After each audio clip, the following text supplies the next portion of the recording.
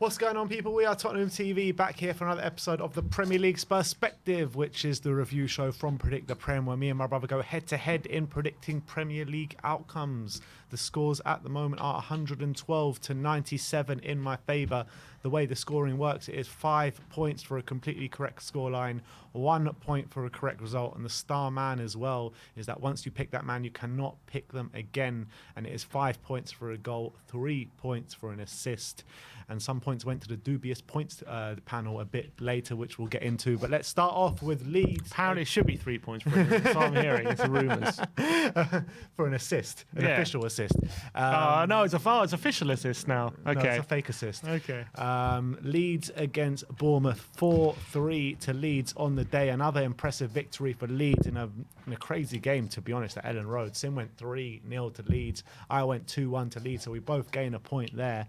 I mean, goals were absolutely flying in this game. It was 2-1 to Bournemouth after 20 minutes, and you're thinking, are Bournemouth really going to go on and win the game? They go 3-1 up even, but credit to Leeds, they plugged in, got those 3 goals back and won the game 4-3 with another late goal from Somerville. And it's the second game in a row where Bournemouth have given up a 2-goal lead. So I'm not sure how they stop, because against Spurs, 2-0 up also, very similar circumstances, went 2-0 up, went 2 goals ahead very early in the second half, but couldn't keep up. And once the pressure was turned up on them, they crumbled. And it's the second game in a row, and that's pretty worrying when they've got these decent attacking players like Moore and Solanke who've been doing well for them, getting the goals, but they can't seem to keep the ball out of the back of the net when the pressure's on, when the pressure's got too high. To be fair to Leeds, I did expect them to turn the heat up, very similar to other home games they've had. But it did look like they were going to succumb to another defeat. And if they were to lose this game after winning at Anfield, that would have been a massive blow to Jesse March and the pressure that was on him, because it was definitely relieved last week. But the fact they turned it around makes it even more positive now. And to be fair, it didn't look like they were going to get anything from this game, but they did well in the second half to turn it around, and fair play to them. They got the victory, and that's 2 victories in a row, so building a bit of momentum now. Mm-hmm. Yeah, another good goal, and a good goal from Somerville as well. Another really late goal, so fair play. It's impressive from Leeds and Jesse March, after we spoke about how under pressure he is, seemed to be turning it around with 2 wins on the bounce there for Leeds United. Like I said, a point each for us on that one, but let's move on to Manchester City against Fulham, which finished 2-1 to Man City right at the death with a Haaland penalty. Sim went 2-0, I went 3-1. It's both of us a goal away from a 5-pointer in this one. But you've got to give credit to Fulham for sticking in there, plugging away, getting that equaliser, and just scumming to a defeat right at the end. But Man City did have 10 men for the majority of the game. Cancelo getting sent off on the half-an-hour mark or something like that. Mm-hmm. So maybe even more credit for Man City for keeping in there and winning the game. Yeah, definitely. And it seemed when City were 1-0 up for a Julian Alvarez goal, it was going to be a routine victory, but just one moment that went against him. Harry Wilson threw on goal. Cancelo brings him down. Very reminiscent to what Trent did to Aston in the Spurs game. This time it was a penalty and a red card, as Wilson was about to have a shot on goal. And then it completely changed the complexion of the game. Obviously, Pereira gets the goal.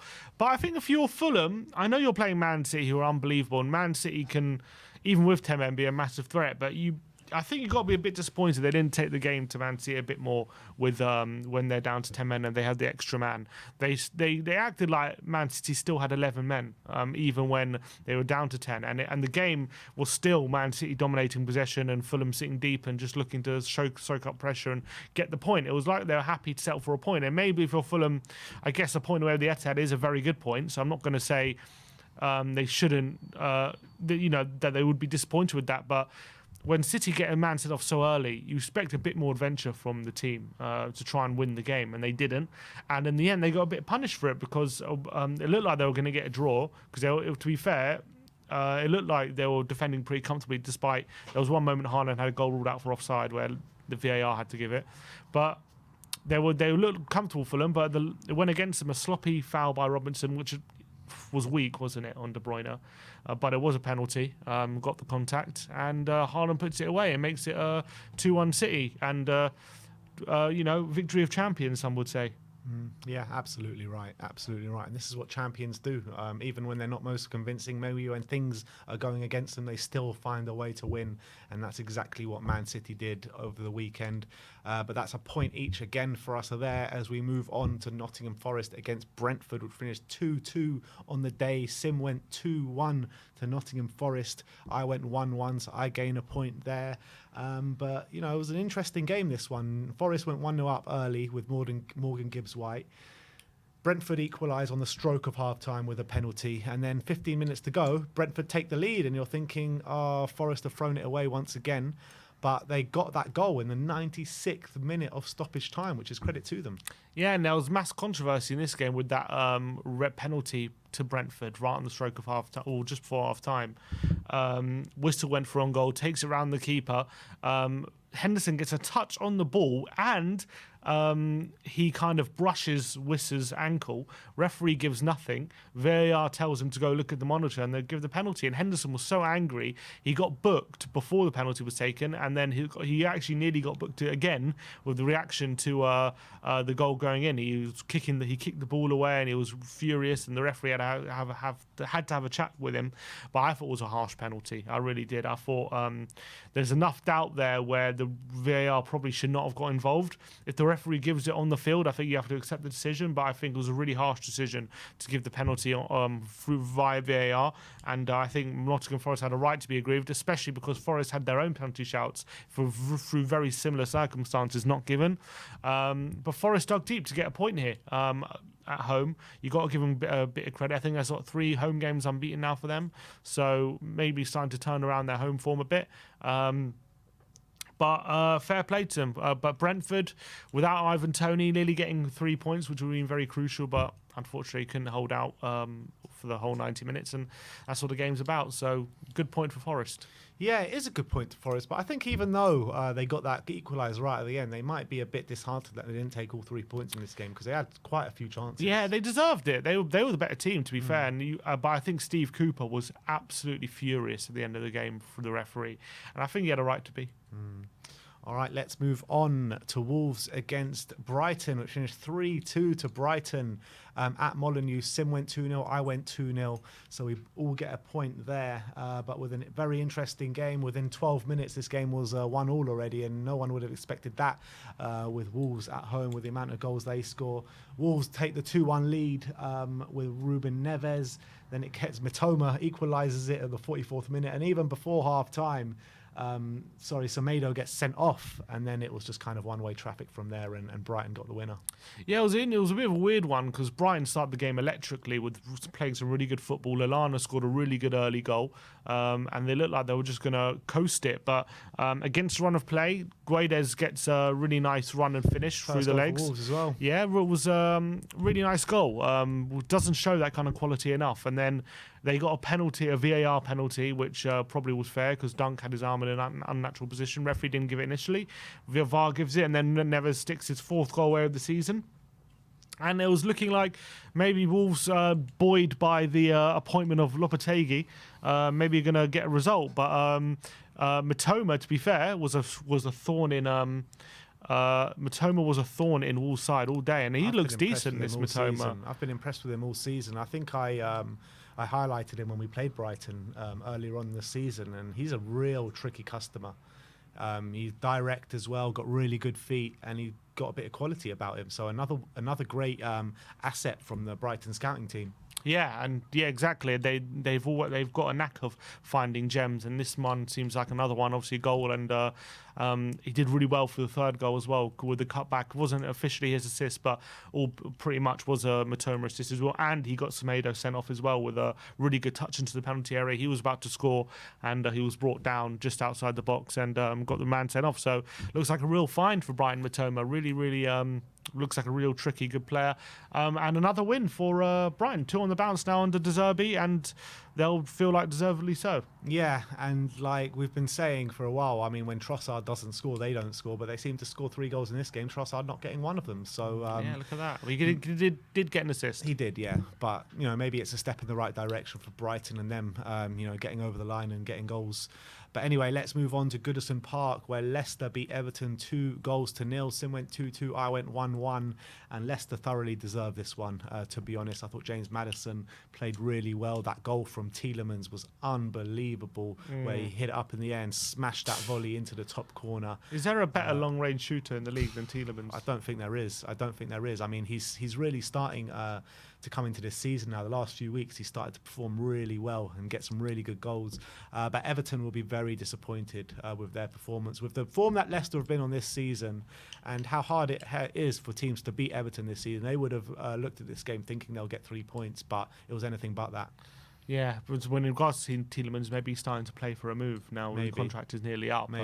You see that a lot of players anyway when they're looking for a contract, either a new contract or a new transfer, they really up their game, and seems Tielemans is doing that on that kind of form. But yeah, the man of the match for sure was James Maddison. I thought he was absolutely everywhere. I think he had about 7 shots throughout the game, and really unlucky. I think he hit the post and forced a save out of Pickford, and a couple were just wide. He was so unlucky not to get on the score sheet. He did end the game with 2 assists though. Second assist was a really good one for Harvey Barnes. Leicester were definitely more likely to score in this game throughout the whole 90 minutes pretty much.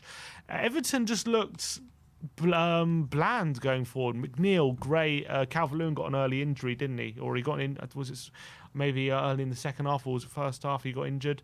Definitely got taken off early. He got taken off with half an hour to go. Okay, so it was the second half. But They offered nothing. They really offered nothing. There were moments in the first half where they pressed Leicester high and they got a few chances. I know Iwobi missed a bit of a sitter early in the game, but other than that, when it was in general play and not in transition, and Leicester were just popping it around, they actually played some really nice football, and it was really hard for Everton to contain them. And Leicester were by far the better team. And to be fair, I think they have the better players, so they should really be the better team. But they're starting to come back into this season, Leicester, after a horrific start. But it seems like the faith in Rodgers might be repaid in terms of not being in a relegation battle. Yeah, and I always thought the talks of sacking Rodgers was a bit too much, because I don't know if they're going to get a better manager after Rodgers to come in through the door. So I think their best bet was always to hold on to Brendan Rodgers, to be fair. But let's move on to Sunday's games. Chelsea against Arsenal. We finished 1-0 to Arsenal at Stamford Bridge. I went 2-2, but I did say I think Arsenal were going to win the game, and unfortunately they did. Sim went 2-1 to Chelsea, so neither of us getting a point here, but Chelsea offered nothing. Yeah. I mean, they were rubbish, Chelsea. They really were, but you got to say Arsenal just battered away anything that came their way. Saliba was absolutely sensational. Thomas Partey as well, I thought, played a really good game, unfortunately. And Gabriel Jesus as well, coming deep and providing a thorn in their side at times. I mean, it wasn't a game of that many chances, but Arsenal were the much better team.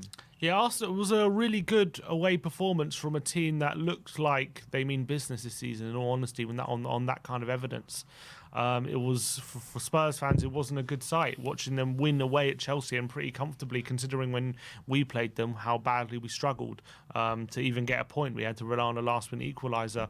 Arsenal seemed to make easy business of it. Saliba made comfortable work of Aubameyang. Aubameyang barely had a touch. When Brozier came on, he tried to run in behind, but to no avail. To be fair, though, most centre-backs are making quite easy work of Aubameyang. That's also true, but the thing is with Saliba, he's brought Arsenal. I think he's been the key to Arsenal's resurgence this season, just because he allows Arsenal to get pressed so high and with such intensity, because he knows anything in behind, he's got uncovered. He mops it all up easily. And it's so hard to get away from him. He's kind of, because of his physicality, his speed, and his composure on the ball as well, they have such confidence in him that they can just press all the way up. And at the moment, no one's been able to expose him. That's the reality. And it's hard at the moment to see where they're dropping points right now, because they're being so consistent. And we just need a few chinks in their armour. I thought we started to see it in the last few weeks, but they beat Forest 5-0, and it seems to give them their confidence back. And from a Chelsea point of view, like they're not in a great moment, it seems, at the moment. Has to be said. Sterling was. I'm not going to pick on Sterling, but I thought he was particularly bad. But they had nothing. I don't think they barely had a shot on goal. They barely tested Arsenal. They had a few nice moments early on through Kai Havertz, I felt, where they were finding him in good positions, but didn't exploit them, and they didn't really seem to find them again throughout the game. I felt Arsenal comfortable throughout, pretty much. Apart from, I mean, Chelsea did try rally late on in like the last 5-10 minutes, but it wasn't enough. It just wasn't enough. And you got to say though that the goal that Arsenal scored was extremely lucky, man. I mean, yeah, went all the way through from a corner from Chelsea. I mean, the corner comes through along the ground pretty much, and it goes through everyone, and then Gabriel's just there at the back post tapping. Yeah, how are you going to get how a corner goes through a sea of bodies like that? You're not going to see it out very often, but you can't take away that they deserve the win. Yeah, absolutely right. Let's move on to Aston Villa against Manchester United in Unai Emery's first game. 3-1 to Villa at Villa Park. Very impressive from Aston Villa and Unai Emery. Sim went 1-1. I went 2-1 to Man United, so neither of us getting any points there. But Leon Bailey, man, the guy has suddenly come to life. 2 goals in the last 3 games for Aston Villa. And maybe there is life in Aston Villa's season this year, because it was a really good performance. Yeah, and I always thought Unai Emery was going to start to turn their fortunes around, because I do think he's a good manager, and I think he got clowned on a lot when he was here at Arsenal. But I think first of all, I think hindsight's been pretty kind to him. When it comes to the job he did, and also he did a pretty good job of Villarreal winning Europa League. So you got to give him credit, and obviously he's won Europa League 4 times. You don't do that by luck. So I think he is a very good manager, and I think he's got a lot of work with Villa. And obviously they got the new manager bounce. They went 2-0 up within the first 11 minutes through Bailey and then Dino with a free kick. And to be fair, from what I saw, Aston Villa deserved the victory. Man United only got back in the game through a lucky own goal, which was going well wide, a shot from Shaw going well wide. Villa quickly restored the 2-goal lead early in the second half.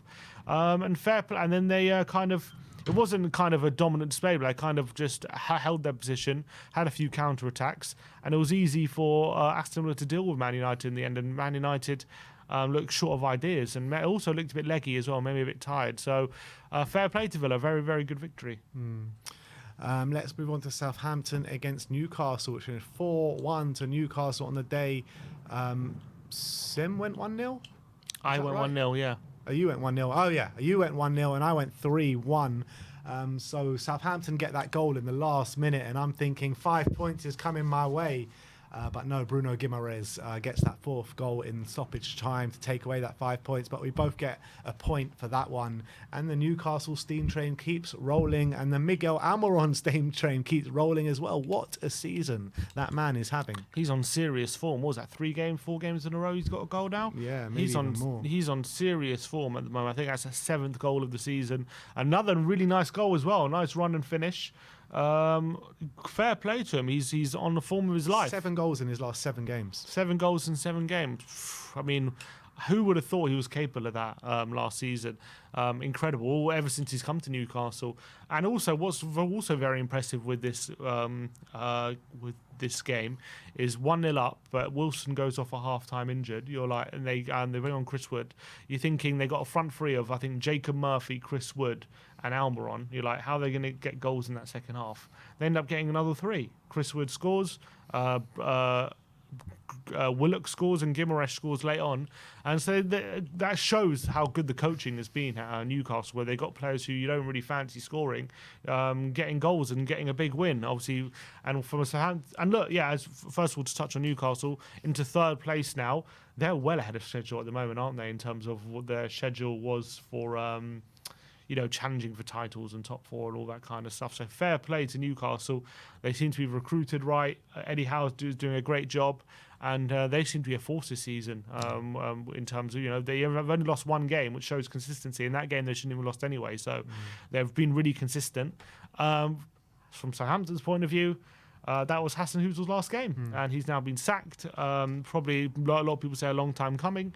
But to be fair, I actually think Hassan Hüttl's a good manager. I think the problem with Southampton is a lot of the time is every time they have a good player, they seem to just sell them for profit. And I feel like he's every season he gets less and less to work with, Hasenhüttl. So it's a very difficult job. I think he's done younger and younger players as well. Yeah, it's difficult. I think he's done well to keep them in the Premier League consistently, but he always had a ceiling, and I think he's reached it. I'd agree with that. But we'll see what happens with Hasenhüttl in the future. I do think he can get another Premier League job, that's for sure. But let's move on to West Ham against Crystal Palace, which finished 2-1 to Crystal Palace on the night at the London Stadium. Sim went 1-1. I went 1-0 to West Ham. And in this game, it looked like Sim was going to get all 5 points. And then Michael Olise gets the goal for Crystal Palace in the last minute. It was actually a funny story because we were coming out the car at Spurs as these games were finishing. And then Sim goes to me... What did you go to? He goes to no, because just as we were leaving the car, Southampton scored to make it 3-1. So exactly. God, and then like Sim goes, 5 points. I go to Sim. Yeah, look, I'm getting 5 points. And as soon as we leave the car, Southampton, Bruno Guimaraes scores that goal, and you go, "Ha! You're not getting those 5 points." And then a second later, I look at my phone and I see Olise has scored, and I said, no, Olise has scored. Now you're not getting 5 points, and he didn't believe me. I didn't believe it. I couldn't believe it. They actually scored in the same minute. It was unbelievable. They scored in the same minute, Olise and Guimaraes. So we both lose 5 pointers within a few seconds of each other, and it was heartbreak for both of us. I need the points to catch up, to be fair, so it wasn't great. But in terms of the game, from what I saw, Palace deserved it, to be honest. I watched the first half. Obviously, second half we were travelling to Tottenham, but I was watching a lot of the first half, and it was all Palace. West Ham scored against the run of play. Great goal by Ben Rama, but Palace deservedly equalised very soon after with a really nice goal from Zaha, good assist from Eze. And then second half, I didn't see much of it, but I saw West Ham had a penalty given, and VAR overturned it because Antonio took a dive when he wasn't held back.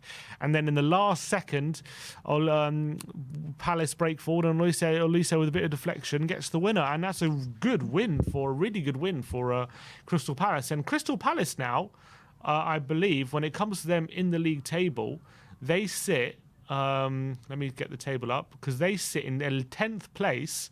They sit 7 points behind Tottenham with a game in hand. Wow.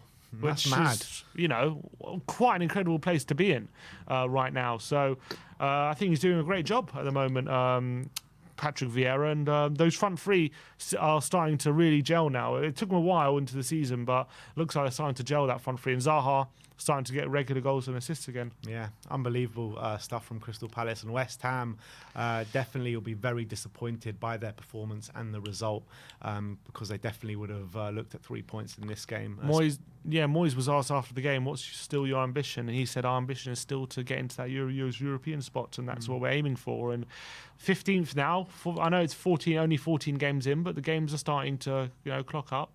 How many there are? Currently 7 points behind 6th place Brighton. So look, a lot of football to be played, but is the fight for European place still realistic? Definitely. Especially where they are in the league. If they put a little run together, they'll be right back up there again. Because the nature of that part of the league, everyone is a bit inconsistent. So if they were to put a bit of a run together, they'll be back up there. And I think they can do it. With the quality that they have in their squad, they should be doing it, to be honest. I think their probably par is around 7th place conference. You reckon league. they're finishing 7th? I think they can. I don't know if they will, but Do you they think can. they will? Do you think they will? So who we got? We got Man City. You got the big six, and you got Newcastle, Arsenal. Yeah, they might not, to be honest. They might not. Who do you see dropping out those stats? No, I don't see anyone dropping out. They'll probably finish 8th, which will be a bit too much for them. And they might not get Europe unless they win the Euro Conference League. But yeah, you're probably right. You're probably right. I mean, to be honest though, the teams that are naturally above them in that top 7, they've all got more quality than West Ham, don't they? That's the truth. And then you've got Brighton, even though they're still in 6th at the moment, unbelievably. Yeah, I do think West Ham will finish above Brighton this year, though. Interesting. But let's move on to the last game, Tottenham against Liverpool, 2-1 to Liverpool. You've heard every word that we've said on it, but I said 1-0 to Spurs, Sim said 1-1, and it was 2-1 to Liverpool, so neither of us get a point in this game, which moves us on to our star men. I went for Callum Wilson. He went off at half-time after getting no goal contribution. Sim went for Kevin De Bruyne. So I get 3 points, right? For what? For an assist. When did he get an assist? He won the penalty. That's not an assist. Why not? Well, He wins a penalty. He helped the team get the goal. It's an assist. Did his assists go up on the Premier League website? I don't think they did. Went up on the FPL. Oh, on FPL they went up. Now the truth comes out. It's an assist. We're not playing FPL. We're playing. Doesn't matter. Oh, it doesn't matter. No, it doesn't Why matter. not? Because we agreed it was going to be FPL. When did we agree? So this is why I need to get everything in writing, people. This is a lesson for everyone. You have to get everything in writing, jotted down, because then people have deniability. Kevin De Bruyne's assist stats never went up after this game, so he didn't get an assist. He won the penalty. He should get an assist. And also, we put it to the people as well, and 59% of the people agreed with me, and only 41% of the people agreed with you. So 59% people are wrong. All right, look, the people have spoken. I've been robbed, is what it is. But no more FPL assists. So let's see if that decision comes back to bite you. Yeah, well, it hasn't bitten me over 2 years, so I doubt it'll bite me again. But anyway, that brings an end to the Premier League's perspective this week. Sim ends up on 101 points, breaking the 100-point barrier finally, Sim, and I'm on 117. Let me know in the comment section below who you think will come out on top next week. And let us know in the comment section below, do you think Sim should have got 3 points for Kevin De Bruyne's assist or non-assist? Let me know in the comment section below what you think about that. But thank you everyone for joining us today. Like, subscribe and comment, and as always, Come on you Spurs.